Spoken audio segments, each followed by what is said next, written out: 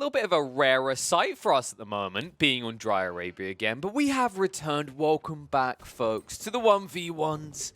And this time, we've expanded the array. The search is outside the top 100, because I realized we were kind of just featuring the same names over and over again. So I wanted to shine some lights on some upcomers, some people ranking up, sliding around that 200 to 400 range. And that's what we got here. 2 players in the top 500. One of them in the top 200, one of them in the top 400 currently. One of them is the Sniper AOE playing as France that we have seen once before in the video series across on YouTube. I think that was against Viper on French Pass. So it's fitting that the theme continues to be French. Of course, Sniper is a French commentator, so clearly a little bit of fanboyism for him. And his opponent called Siege Engineer. I want to say Engine. Damn, I think he done that on purpose. Siege Enjoyer, however, used to be called French Enjoyer. So it's kind of ironic that his opponent here is actually going to be not only a Frenchman, but the French Civ as well. And he's going to be playing on the much more popular Rus right now. And that's what I thought would make this quite an interesting matchup, is of course, Rus. People were kind of going chill on them the last week just because I think people got bored in the same thing. They're trying to open their mind to new possibilities with different civs. So that's calmed down a bit. But there's no denying that probably when we get to competitives again, right, when we talk about these upcoming tournaments in December and probably January as well, I think Rus is still going to dominate quite a large quantity of those games because the power spike into Castle Age Rush with the Horse Archers and Scout Spam is incredibly powerful right now. But I am glad to see that the previous few days we've seen a few players utilizing France in a pretty effective manner, right? Still managing to find their timings around Royal Knights for an early aggression in the first 15-20 minutes, but also being able to transition later. So we'll just have to see how that's going to play out on Dry Arabia, where both of these civs do desire a decent amount of wood, right? So when you're talking about the Rus, of course, need an insane amount of wood. They need it for trade in the, quite frankly, broken landmark, the Golden Gate. They also need it to build their archers later on, and they like to have a lot of infrastructure, not to mention wooden fortress defenses cost more. The list goes on. Of course, they can use these wood lines better than any other civ, courtesy of that wooden fortress, which will give them the extra 20% drop-off. Meanwhile, their opponent on the other side is a civ that likes to play into wood usage as they transition into feudal, right? And it depends on what your timing is, but a lot of French players, although they are trying to shift away from it, there is no denying that the whole concept of knights into archers as a composition in feudal age for France is still an incredibly powerful timer. It's just something we haven't been seeing as much because of how dominant spears are right now. However, I wouldn't be surprised if we did see exactly that combo in this type of game, considering you are up against a Rus player, and you do know what Rus players like to do, and it's not actually fight you in the first 2 ages, right? So you yourself can either try to tech boom up, eco boom up, or you can try to contest the Rus player before he gets that Castle Age. I do think the Castle Age comes a bit too quick, so I do expect Sniper in this situation to just play into a TC booming situation. And we can see 2, maybe 3 TCs. You do have to balance that, mind you. We've seen how quickly, if you're not prepared, the Rus army can overwhelm you by 12 minutes, courtesy of how quickly they get into the Castle Age, right? So you do have to respect that. And one thing I do want to see adapted by a lot of French players, I think it's a big part of why a lot of these French spammers still haven't got everything they can out of this civ, is being more conscious of your vulnerability when pocket ecoing. A lot of these French players have this tendency to just move villagers out to a berry line, move them out straight into the deer area, right? Basically shove their economy out in loose formations where they're vulnerable. And then they pay the price a few minutes later when a raiding party comes through, especially from civs like Rus. So I think it's very important that France, people manning France at least, identify when it's actually viable to go for pocket economies and when you actually have to play a stacked economy, similar to what we see out of China more frequently, right? Where they'll go for the double, trip TCs, but they tend to be in range of each other where they can protect each other. And I think that's a much more solid play there. Because a TC is a very big investment in the early mid-game, right? It's 400 wood, 300 stone. It takes 2 minutes by default, and you have to run villages out. And if you're running out far, that's already wasted production time. And then on top, you have to build it, and then you're going to have to build additional defenses to keep it protected. And if you are playing a slower moving army, right, made up of spears, man-at-arms, archers, or arbaletriers in the case of France, that's going to slow your ability to react to more fluid civs. So now that we're up in the field, we'll see what the adaptation is. It's already the scouts coming out, and he is already researching the professional scouts. So he's playing a condensed economy similar to the Rus and trying to compete with them directly. Now, the timings on the tech-ups were quite similar, but I think there's a slight edge here coming from Sniper, and you can see it, right? Professional Scout still has a minute left there. Professional Scouts has 45 here. But he needs to get the Scouts out. That's the difference now. And that's why the School of Cavalry is very handy here. 16 seconds to produce these Scouts. That's 20% quicker than your average production time. And he needs it, right? Because he's playing catch-up, basically. And look at this play out of Siege Enjoyer. Walling is not something we've been seeing out of the top 100 players very often. I could maybe understand it in some ways against this type of opponent. It's going to allow him to play that stacked economy. He's not going to be paranoid about early raiding power if Sniper goes in for it. But the fact that he didn't utilize his Scouts, which he has a decent amount of, to keep an eye on his opponent is kind of a missed trick, I think. Because he's not likely to actually come under aggression anytime soon, right? And that's why I don't like the way that a lot of these Ruse players do this, is that they build these extra Scouts, right? They build them up, you go to 4, to 5, to 6, whatever, how many you want. And then all they do is run them over and wait them here, right? And it's the paranoia more than anything else. The reason that players do this, they're worried that their opponent is going to come snatch the corpses before them. So they want to get maximum deer carcass value out of that heavy investment of the professional scouts research. Remember, costing 75 wood and 275 gold. Was it 50 wood? Either way, the 275 gold is the one to keep an eye on. That's the important detail. So you want to get those extra carcasses to make it worthwhile. The problem is you're sacrificing knowing what's happening in the next few minutes. And if you think about it in this situation, right, for all these palisade walls built, right, it's so 15 and then 5 each. So let's say that's like, what, 25? And this was... So I reckon overall on all these palisades, he spent, what, over 100 wood? Maybe close to at least. And if you compare the cost of having just one additional scout and keeping an eye on your opponent's base, you know you wouldn't even need these defenses right now. Or anytime soon, in fact, because your opponent is only building scouts and has stopped at that point. Isn't even building to Royal Knights now that he can. And look at the result of this, right? So, Sniper, he is behind, but he's not as far behind as he would be if he went for the Knight spams, right? There'd be pressure on him. But now he's in a situation where he might be able to hit decent castle age. I'm not the biggest fan of the fact that there's only one TC still. But of course, one of the benefits of being France is you can see the village count already starting to trickle up for him, higher than Siege Enjoyers, courtesy of that lower production time for each villager.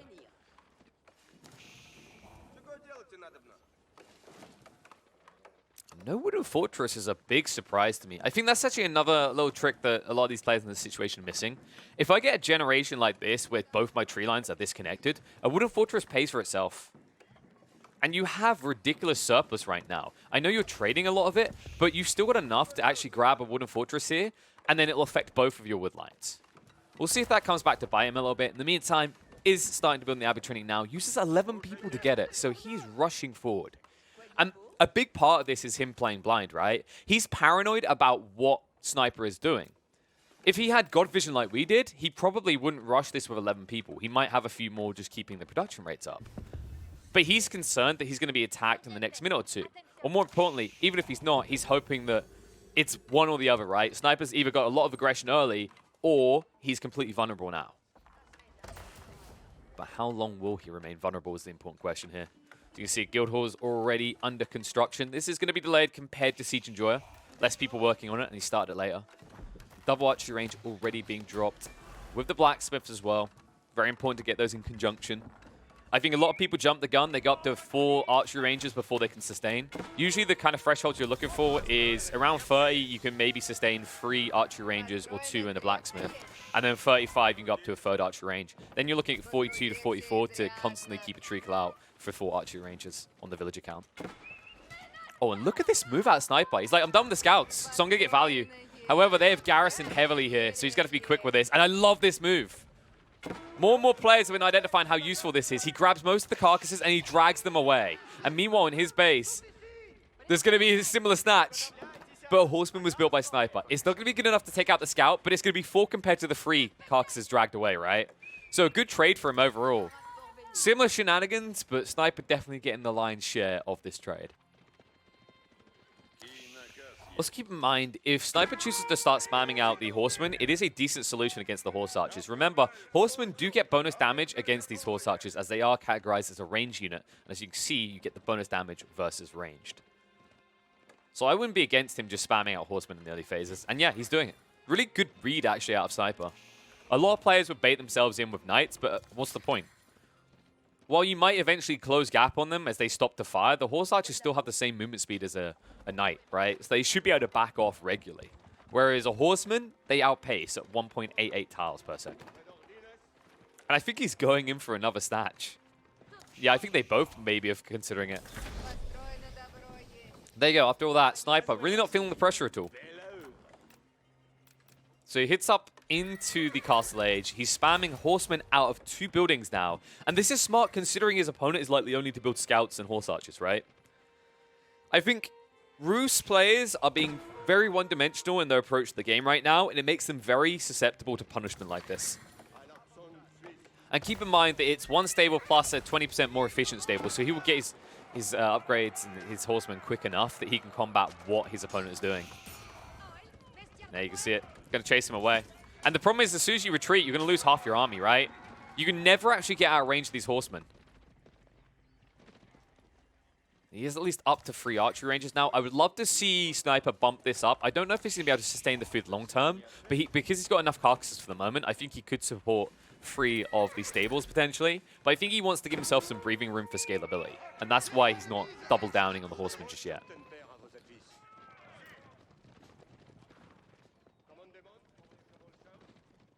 Is he trickling out more scouts occasionally? I don't think you should have done the veteran upgrade in the School of Cavalry, right? It doesn't, I'm pretty sure it doesn't affect, yeah, it's only production. It doesn't affect research. So I think that maybe was a misclick. He should have been using the regular stable because, of course, the School of Cavalry actually pushes out the horsemen more regularly, right? Because it's 20% quicker. So that's a small misplay, like slightly suboptimal there. He could have had 1 or 2 additional horsemen at this stage. Still a decent amount. Remember, they are now up at vet status. 2 range resistance, 155 health. Compared to 85 health on each of these horse archers. And it's similar investment, right? 100 food, 20 wood. It's the same overall cost, different amounts, right? Because it's 80 food and 40 wood for the horse archers. And the production rate is the same as well. You do need to be careful because you are being slightly outproduced, even with that benefit of the School of Cavalry, because you have 2 production buildings to 3. And that's why I love this. He ramps it up. He's going up to 4 stables total. And he will be able to Zerg past Siege Enjoyer at this rate, but he needs to be careful about his eco lines. Now he's going to chase in. Gets on top of Siege Enjoyer. Siege Enjoyer is going to be forced to retreat here. No way you can stand your ground against this. There's just too many horsemen. You can see it right now. So he breaks off, leaves the scouts behind. But the horsemen are pursuing onto the horse archer line. And once he's on top of you, he will run rampant here. You can see he's actually cut off a few that he can stab down if he wants to. He's microing onto different targets here. And it means he's going to get the better side of this. Siege Enjoyer currently sitting at 12 horse archers compared to the 9 horsemen. And that kiting can be frustrating, but once you're on top, the bonus damage speaks for itself. It's going to be 24 damage per poke. And so many horse archers dead. And remember, even if you trade out in equal numbers, this is effective economy trade, right? Because they cost the same. He pushes them all the way back. Of course, the big benefit that Siege Enjoyer is still getting is exactly this, right? Is he's picking up the relics. He's already banked 2 and it's about to be a 3rd. In fact, I think he had a monk running out to try and grab a 4th. But the push away gives all this space. Look at the difference now. Sniper, he's built up so many horsemen. And impressively enough, is sustaining the income required to support it. The one issue he's going to run into soon, and that's why I want him to slow down a little bit here, is he's going to run out of carcasses soon. And that means his food income is going to plummet. So what he needs to do is not only prep on the berry lines, he needs to get himself surplus wood so that he can start to transfer across to a farm economy. And then he can just keep pushing horsemen. And he can actually end the game if this continues, right? Like, Siege Enjoyer needs a better solution right now, because horse archers alone are simply not going to cut it. Retreats into the choke points. And this should be where Sniper backs up for the moment.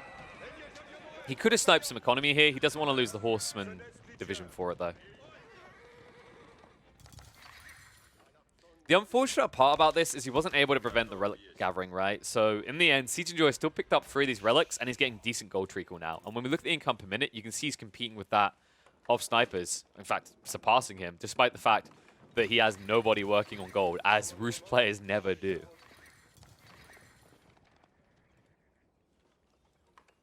Meanwhile, movement out. There it is, thrown to the berry line. So he doesn't want to, he's uncomfortable to go for farms right now. I can kind of see where he's coming from. He has built a monastery. I like this play at least. So if he can actually keep up some pressure, he should be able to grab 2 relics for himself. But the problem he has is Siege Enjoyer is already moving on to the southern one. So, and the northern one as well. So he's going to get all the relics. This is very unfortunate for Sniper. Remember, the monastery is a hefty investment. It's 200 wood, and then you have to pay for the monks afterwards, right? Which, as you can see, is 150 gold. Don't ask me why these monks cost more than the warrior monks. It's another detail that makes literally no sense when you think about it. Warrior monks are in every way better than other monks, and yet they cost less. Like by 30 overall, and more importantly, 50 less gold. Oh, stabby stab. Villagers get caught trying to build here. He was trying to transfer into racks. This is really important to interrupt this. And now pinching on both sides. Siege Enjoyer forced into his base, but he's outnumbered. Sniper, this wrap is good. It snipes economy, it prevents the racks from going down, and it wipes out most of the Horse Archer army with it. What a play out of Sniper here. Just showing you exactly how easy it is to punish one-dimensional Roost players. And that's exactly what's happening here. He's going to return to try and get the racks down, but once again prevented. And while this is happening, look, this covers Sniper at a weak point in his economy. He's currently transferring across to a farm economy. So he is somewhat weak at this point. So the fact that you stunt the push-up of this racks by a minute or two, you hit your opponent's eco lines, and you dent a decent amount of his Horse Archers is valuable gains for Sniper. Now Sniper, 7 villages up. He needs that though, right? Remember, the gold treacle out of the relics, in addition to hunting cabins that also gives you a little bit extra treacle, is something for him to be concerned about. By the way, for those that are wondering... Oh, also, second TC. Nice move. I like that out of Siege Enjoyer. He kind of needs that now. He needs to transfer, right? He needs to pivot into a different unit type. So he needs to prep for a game that's going to last 5 or 10 minutes longer than he expected. But the thing I was going to highlight about that actual duration of the game, by the way, is hunting cabins. The reason we don't see a lot of Roost players engaging with hunting cabins right now is because the whole concept of the Horse Archer spam and the Castle Age rush is you're meant to maximize all of your economy to instantly achieve that. And you're not meant to have surplus wood sitting around for hunting cabins. And it's all about this concept of shutting your opponent out of the game by about 15 minutes. The concept of building hunting cabins, on the other hand, is about gaining value 5 to 6, well, actually we'll say 5 to 8 minutes, it depends on your bounty level, after you build it, right? So the reason we don't see hunt cabins being built is because Roost players aren't playing for that later timing. They're not looking to invest in their game 10 to 15 minutes from now. They want immediate gains within the next 5 minutes. Comes the Horseman Battalion again. 18 to the 23. Oh no, that Warrior Monk. Rip-a-roo. He's just trying to move out into Sacred Sites. So interesting value is going to be gained out of Sniper, right? He can't get the relics, but what he can do is this. Because he has control of most of the map and he's pinned his opponent in because he counters him, he's going to take control of Sacred Sites and pressure his opponent to come out and play. Warrior Monks just being sniped down. In the meantime, 2 of them, pretty good value. Lose 1 or 2 Horsemen, but it evens out, right? And these Horsemen are easily replaceable. The Warrior Monks take ages, 45 seconds, and you want them in the mix. Because remember, when they attack, they give you bonus armor and damage. Sniper. Now putting the pressure on Siege Enjoyer. What is the play here? You've got 1 Rax. You're getting some Spearmen out. Is that going to be good enough, though? Because remember, that leaves you quite immobile on your melee front. Your Horse Archer line could still be exposed. And I wouldn't be surprised if we see a transition. I feel like, yeah, there it is. Trip Archers. Because he had the info, right? Sniper knew about this. The only reason he was delayed in responding is because he, of course, dropped all these farmlands. So he didn't have the wood surplus to support not only the Archer Rangers, but the units coming out of them, because these veteran archers do cost 30 food and 50 wood each. But now you've got a really big problem if you are Siege Enjoyer, because before this point, you have to consider that if you're fighting out in the fields, you had retreat points, you could fall back. But now, if you get pinned into your base, the mobility factor, the difference between Horse Archers and Archers doesn't matter because you have nowhere to run and hide. Now trying to get these wooden fortresses down. I like this idea out of Siege Enjoyer. He needs to slowly push his way out to the center of the map again. And wooden fortresses give you soft reset points. But I don't know if you're going to get it in time. You can see the amount of archers coming out and how quick it is, right? It's the big difference because you've only got 1 Rax as Siege Enjoyer because he can't afford more, right? He's actually hard capped right now. You can see it constantly because he's having to transition, and he's transitioning later than Sniper into a farming economy. He's not ready for the next fight in the next 2 minutes. And that's my concern, is that that fight could easily break the game, right? With this many archers coming out, with your spearmen being outnumbered like this, and still so many horsemen versus your horse archers, I don't know if Siege Enjoyer can actually handle this. Just a little bit of scouting in. Does charge in the end. The Spearmen are going to hold. But they are somewhat being overwhelmed by the Horsemen. The Horsemen can move around. The Archers do get in range now, so they'll clean them up quickly. He tries to garrison inside of the Wooded Fortress. A lot of these Horsemen are dying way too quick, though. Sniper, he jumped the gun. He jumped the position too soon. And now he's going to be ran down. Big mistake there. Sniper wasn't in place with the Archers before he made his move. And this is going to cost him so dearly. He's holding for the moment because of how many Archers are trooping out. But he has lost a giant clump of the Horsemen, and thus that threat factor to the Horse Archers isn't there anymore. But he's going to hold for the moment. Once again, just trying to bait his opponent in. He's actually getting really good trades because of the Stealth Forest. This is how you can use vision to your advantage, folks. Sometimes it just genuinely can be a small pocket that just gives you this advantage because it means that these Horse Archers are moving more close than they want to. And it means that the trade out wasn't as bad as it should have been for Sniper in the end.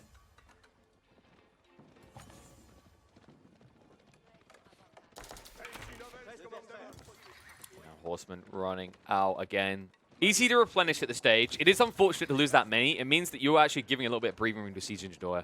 And Siege Enjoyer, still only one Spearman. So he's building Siege Workshops. This is the solution, right? He needs a Mangonel to play out against the Archers. But this means that you're no longer protecting your Horse Archer army, and your opponent is stubbornly just going still into the Horseman. And I say stubbornly, it's actually not a bad idea in this game. It's actually very smart. Because his opponent is showing no signs of changing. And also, Horsemen, very good solution to the Mangonels that now your opponent's going to be playing into.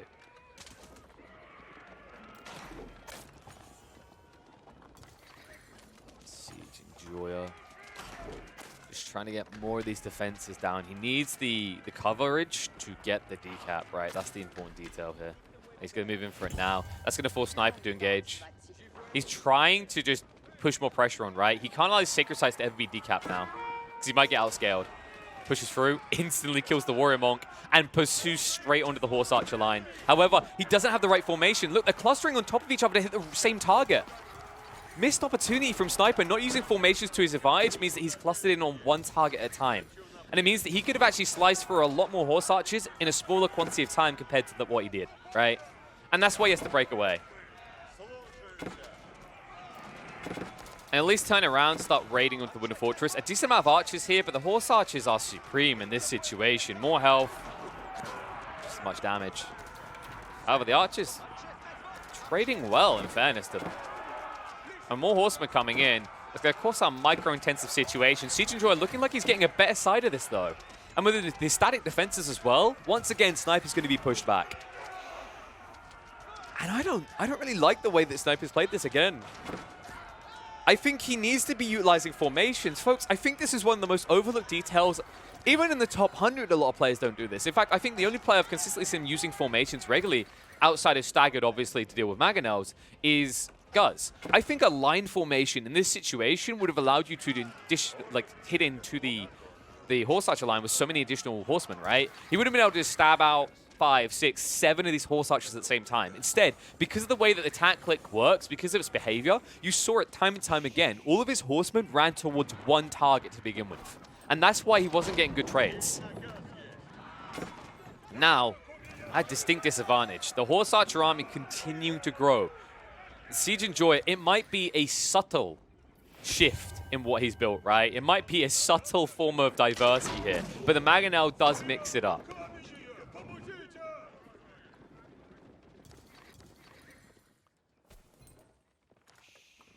Now, tech up is looking unachievable for either of these players at this stage, right? If you're Siege Enjoyer, you need to make sure you get these Sacred Sites under control. If you're Sniper, you have to rebuild this army so regularly.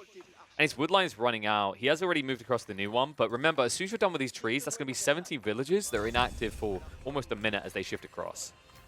So you are going to miss out on a decent amount of drop-off. Luckily for Sniper, he's already replaced a lot of these archers.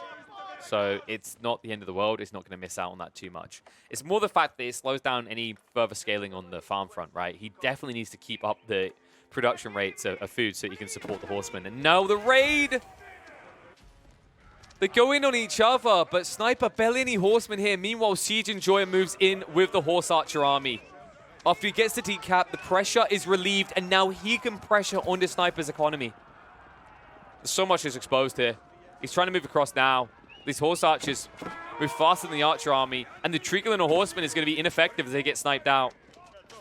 Meanwhile, horseman stopping any reinforcements from coming in from the Rus base, but there's still so many forward right now. And he splits up, starts moving into the villager lines, and there's going to be so many losses on the economy lines here for Sniper. Even if he kills off the horse archer army, will he be able to do anything afterwards is the question. And he's pinched him here. He's going to hold against the horseman. Archer's still not in position here. And this is looking catastrophic right now for Sniper. This was worst case situation. He had a great start to this game, but 2 back-to-back bad fights coming out from the Frenchman has cost him dearly here. And when we look at the eco count now, Siege Enjoyer 83. Meanwhile, Sniper down at 53. Remember, Siege Enjoyer was already ahead of him, courtesy of this secondary TC. And now he's miles ahead.